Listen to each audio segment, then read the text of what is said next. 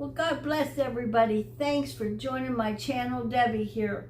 Well, I thought I'd come on this evening. It's been so hot in Pennsylvania. It's like a furnace when you go outside. You almost feel like you can't breathe. It's so hot. But I thought I'd come in and talk to you about a little bit about Revelations. We have been talking about Revelations, but there's been some changes going on and new current events. And as you know, we've all been watching a lot of war between Iran and Israel, and how the United States went in and destroyed nuclear sites. And everyone's trying to bring peace to the world. And tonight I want to talk to you a little bit about Israel. And what does the Bible say about peace coming for Israel?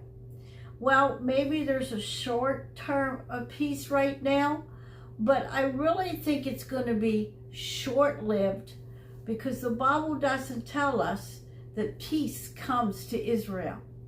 And I'm looking in Revelations 12 tonight.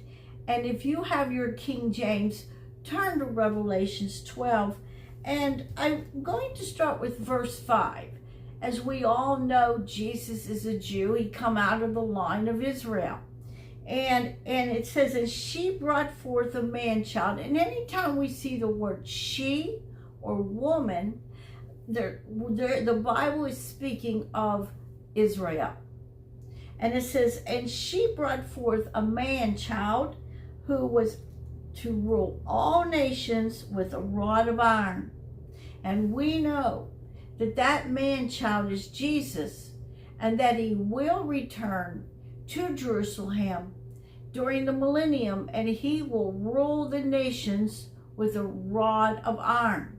It says it right there.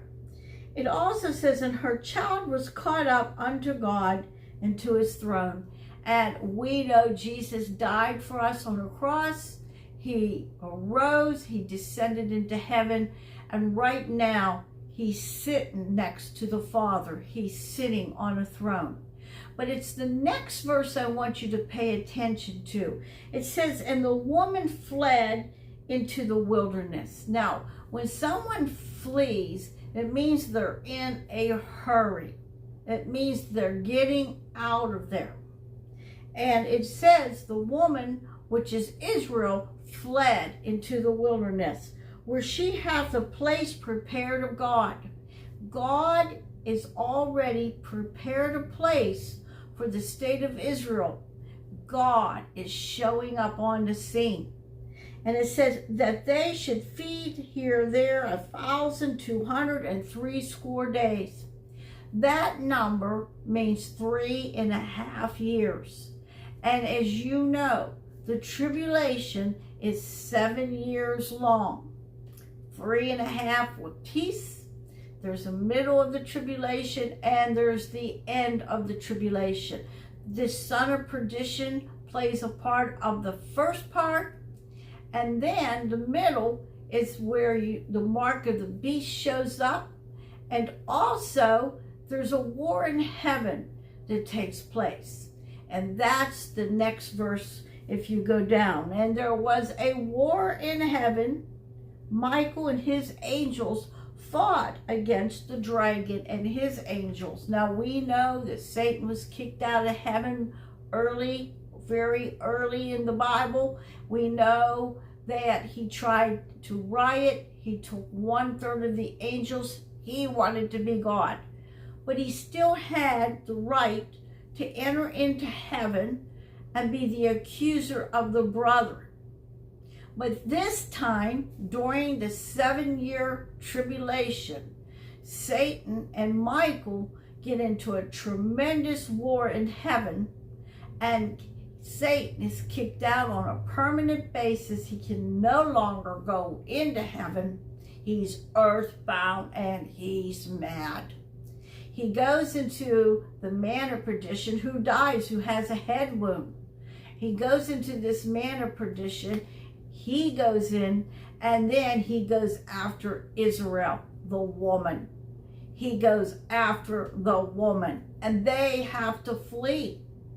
And they go somewhere in the wilderness. And if we jump over to verse 15, it tells us, Satan, the serpent, cast out of his mouth water as a flood after the woman, that he might cause her to be carried away of the flood. Now, I'm not sure where Israel lands in the wilderness. There's a lot of water dams. There's a lot of water around the wilderness. Some people think it's Petra in Jordan, and there is a huge dam there. But wherever they land, the Antichrist, Satan, decides to break a water dam and flood the nation of Israel. Flood them. Flood them. And then God shows up on the scene in the next verse. It tells us, and the earth helped the woman. The woman again is Israel. And the earth opened her mouth and swallowed up the flood, which the dragon cast out of his mouth. So God intervenes, and he opens up the earth, which takes the water that's going towards the state of Israel and swallows up the water dam, and Israel does not get flooded out. This happens in the middle of the Great Tribulation, and Israel stays in this protected place that God has for them for 3.5 years, which is the end of the tribulation. And then Jesus returns with the bride of Christ, those who are raptured, and the angels, to protect and to save and rescue Israel. And then Jesus sets up his kingdom in Jerusalem and rules the nations, as in verse 5 tells us, with a rod of iron. Well, folks, things right now, it's short-lived. If there's any peace, things will get back on track, where things are going to go wrong again for Israel. No one can change prophecy. No one can stop prophecy through prayer. The Bible is living and it's moving. And Israel gets more in depth in crises. But Jesus, not Donald Trump, not the leaders of the world, will save Israel. But Jesus Christ will save Israel. I hope you found Jesus as your Savior. And if you haven't, in your private place, just bow your head and admit that you're a sinner. Ask for forgiveness of sin. Invite him into your life and believe he is the Son of God. Believe he died and shed his blood for you. And believe he's coming back, and he will put a blood covering over your soul. He will write your name in the Lamb's Book of Life, and you will forever be his. I hope you make the right decision today. And just know, don't be getting in fear.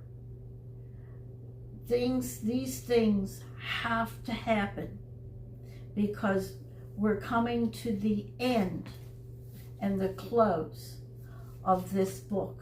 God bless all of you, and I'll catch you the next time.